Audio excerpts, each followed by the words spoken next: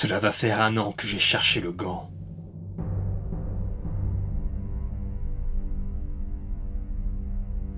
Ça me fascinait. Étrangement, j'ignorais quoi faire du gant. Tellement de possibilités infinies et inimaginables. Je pouvais avoir tout ce que je voulais. Mais ce que je voulais était une chose immatérielle. Une chose qu'on ne peut toucher. La vie contraire des gens. À moi le pouvoir de régner en maître sur Internet.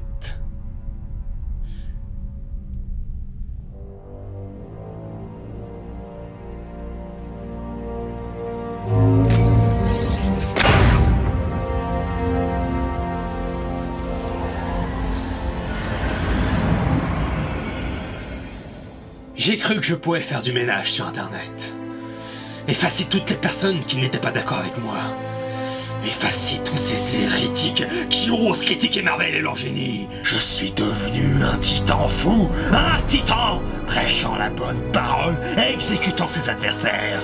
Un dieu parmi les âmes impies. Un dieu pour vous guider. Un dieu pour les gouverner tous.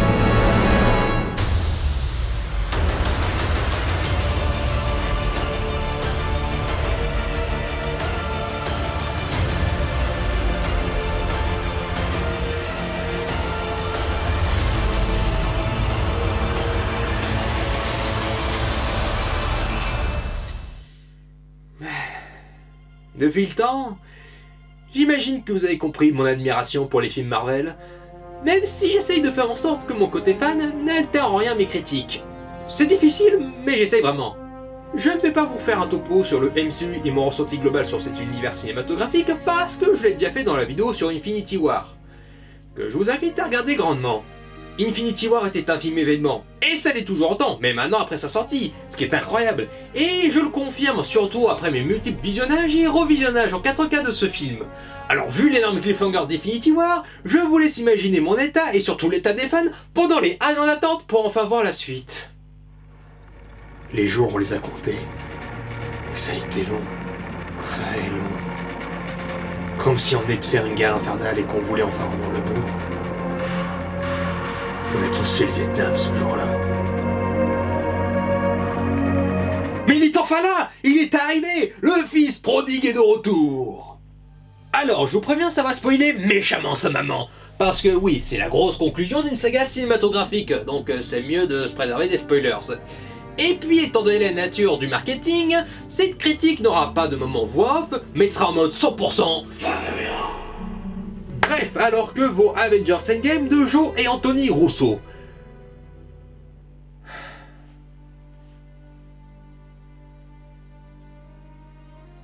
Et que vaut Avengers Endgame, c'était génial, ça m'a donné des frissons, c'était spectaculaire, c'était épique, c'était génial, c'est un pur moment de plaisir intense, c'était...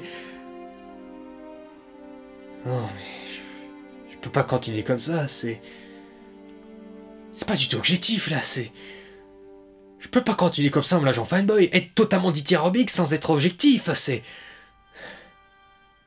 Mais en même temps, c'est... Mais qu'est-ce que j'ai à gagner à être objectif maintenant? Maintenant que ça sert à rien, mais je suis pas totalement à l'aise avec ça, c'est que c'est...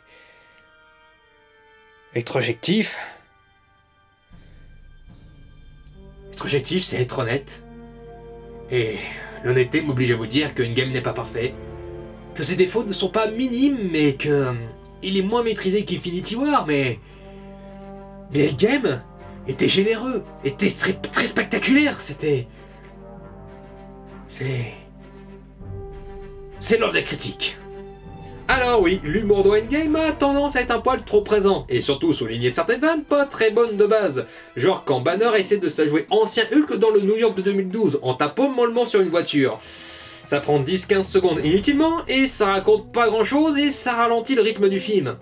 Par contre, il y a deux éléments qui énervent et auxquels je ne suis pas d'accord. Le selfie et le dab, et puis le jeu Fortnite.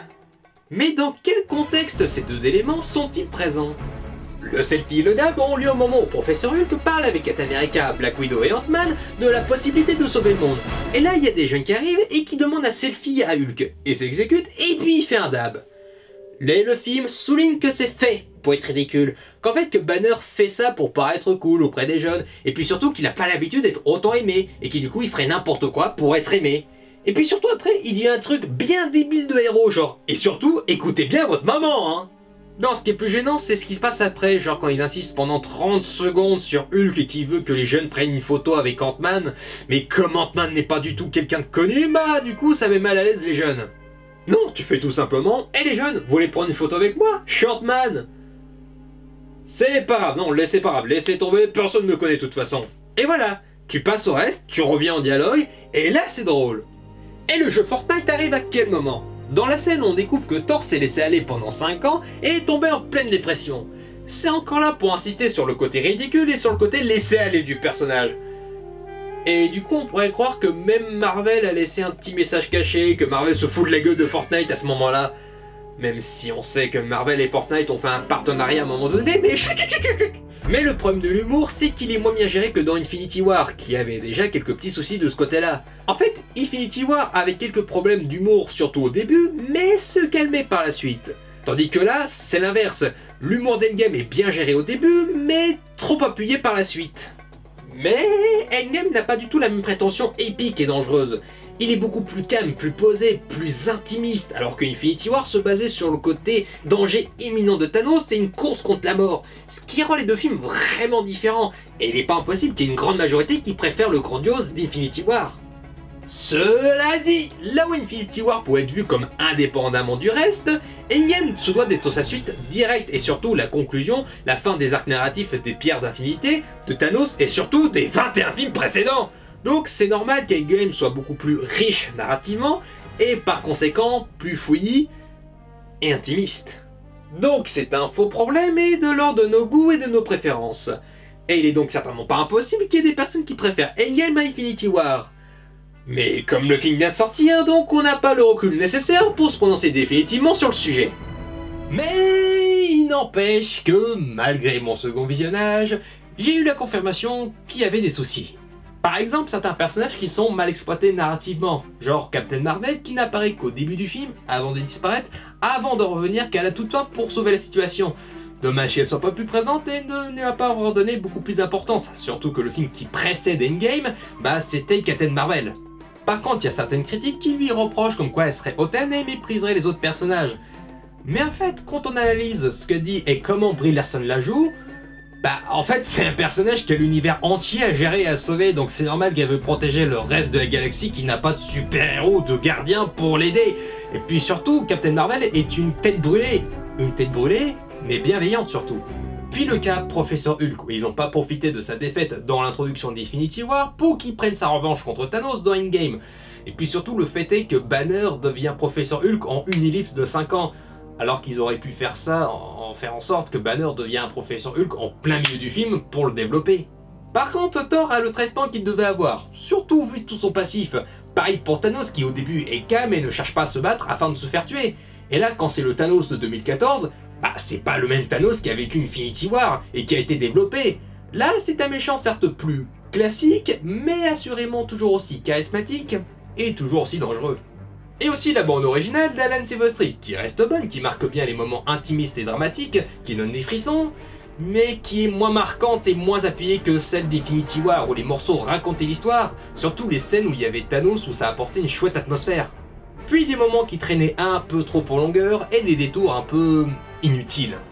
La première heure, consacrée aux conséquences du claquement de doigts, est très intéressante, car on voit comment les personnages réagissent, et c'est quelque chose qu'on n'a jamais vraiment vu. Enfin, surtout poussé à l'extrême à ce point-là. Et puis aussi, surtout, on ressent le poids des remords, la tristesse et le traumatisme que ressentent les personnages. Bref, il n'y a pas grand-chose à redire sur ce premier acte. On sent que les Russos ont profité, peut-être trop profité, mais en tout cas ils ont profité que leur film durait 3 heures pour faire planer certains moments, comme le passage où Tony, au début du film, fait un message adieu pour Pepper et qu'il commence à s'endormir. Le cadre et le montage respirent, ça rend le passage vraiment mélancolique et triste, il n'y a plus d'espoir, c'est fini, c'est la défaite absolue. Et là, c'est un passage merveilleux et triste. Et en plus, ça propose un bon foreshadowing sur le sort de Tony Stark. Puis la seconde partie, consacrée au voyage dans le temps, est ce qui a fait le plus débat. Et en tant que tel, l'idée est excellente, surtout pour une conclusion. Faire revivre et voir les coulisses de certaines scènes cultes du MCU, et en plus, ce n'est même pas du mauvais fanservice, parce que ça sert quand même le récit. Mais ouais, genre peut-être enlever le combat Captain America contre son double du passé, ça aurait peut-être pu rendre le premier voyage plus rapide et dynamique. En fait, c'est pas mal de petites scènes qui durent pas forcément longtemps, mais qui plombent un peu le rythme du film.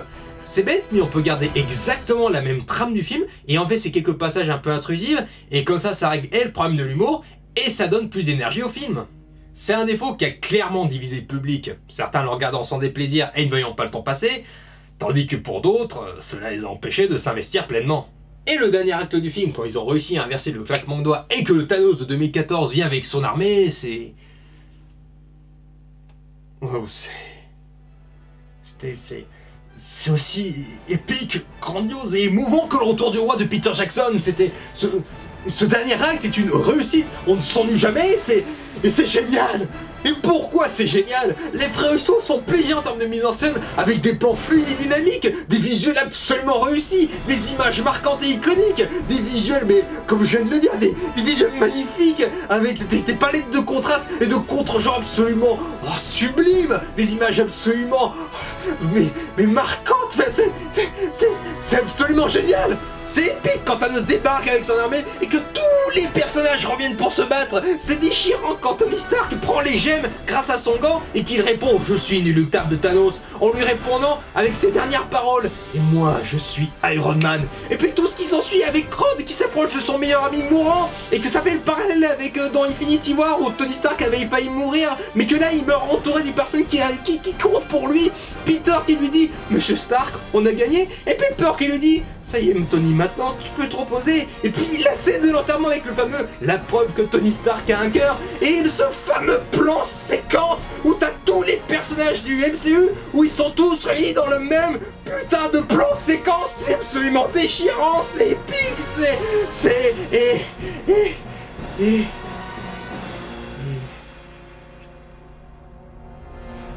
et merde. Mais je suis en train de redevenir totalement subjectif là. Et l'objectivité, bordel, c'est pas possible.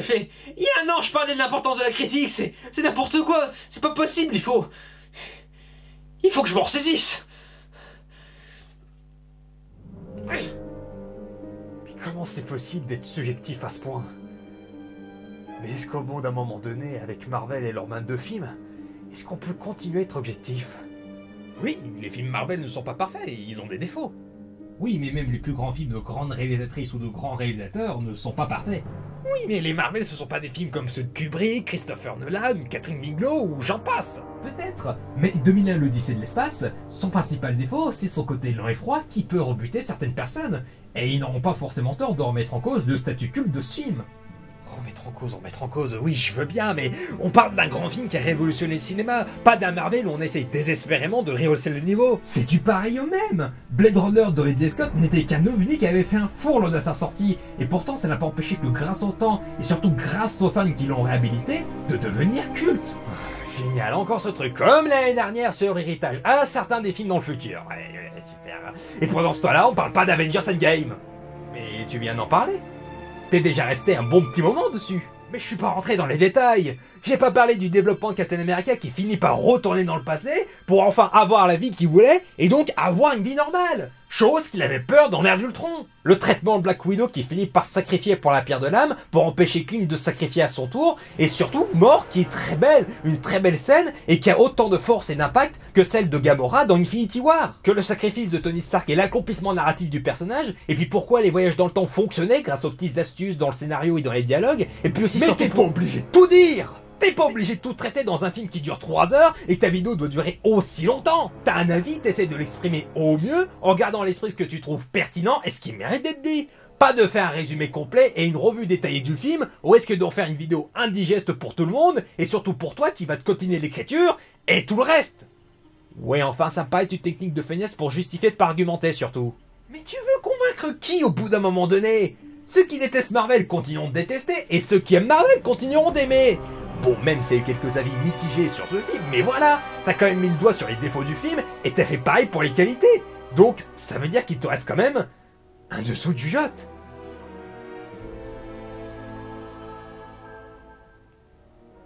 Certes, mais... ça fait une vidéo vraiment trop différente par rapport à cette Infinity War, où je parlais du film en long, en large et en travers, de manière structurée, et avec un montage travaillé. Dis-toi que tu as fait comme Marvel, que c'est ton choix, mais surtout que tu parles et que tu fais ça avec ton cœur.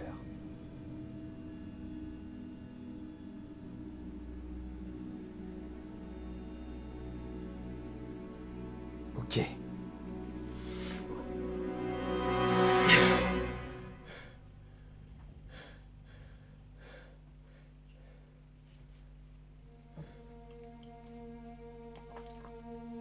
Ok.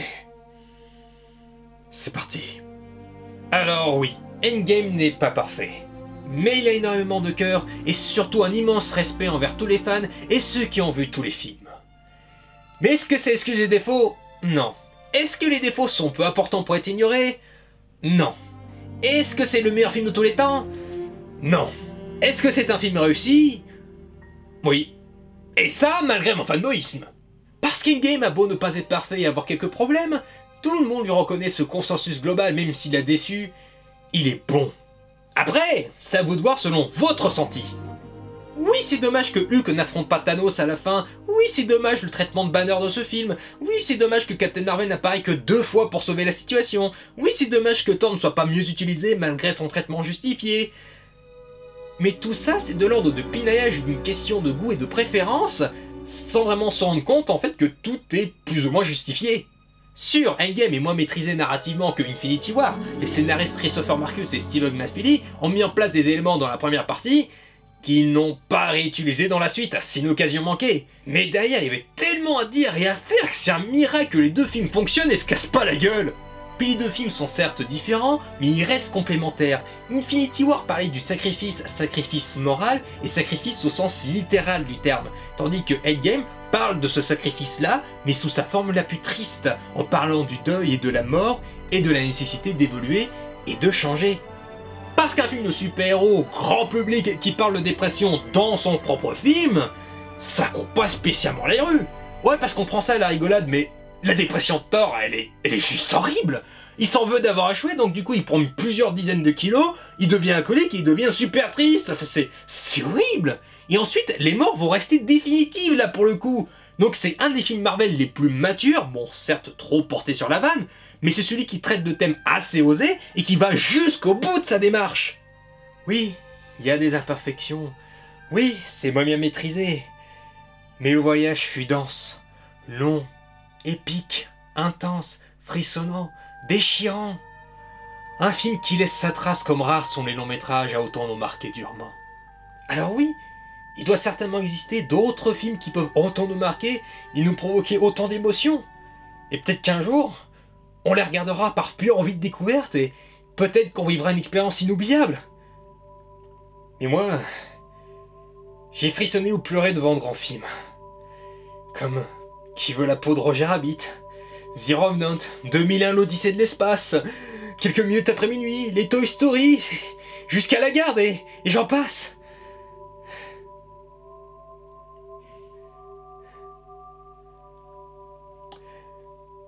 Mais force est de constater que j'ai eu des émotions fortes devant Infinity War et Endgame. C'est ce que nous enseigne Tony Stark dans son dernier message. La fin fait partie du voyage. Et que même si l'univers Marvel continue d'avancer, c'est comme nous. Quand on a vu un être proche nous quitter et lui faire nos adieux, qu'on a dû continuer à vivre malgré tout. Et qu'on a dû évoluer. Quand on a vu la fin d'Endgame, à la cérémonie finale, on a dû tous dire au revoir à quelqu'un qui a compté dans nos vies. On a tous vécu cet enterrement de la même manière et je crois que c'est pour ça que le film nous a autant marqués et autant affectés. Parce qu'importe ce que les gens pourront dire sur les films Marvel en le traitant comme du sous-cinéma, ils n'ont jamais autant résonné dans nos vies. Alors oui, ils ne sont pas parfaits, ils ont des défauts, mais on les aime. Tout comme vous aimez un autre cinéma, entre guillemets, qui vous parle et vous touche du plus profond de votre être. Et on ne peut pas vous l'en tirer, et on peut le comprendre. Alors si moi j'ai pu le comprendre, pourquoi pas vous?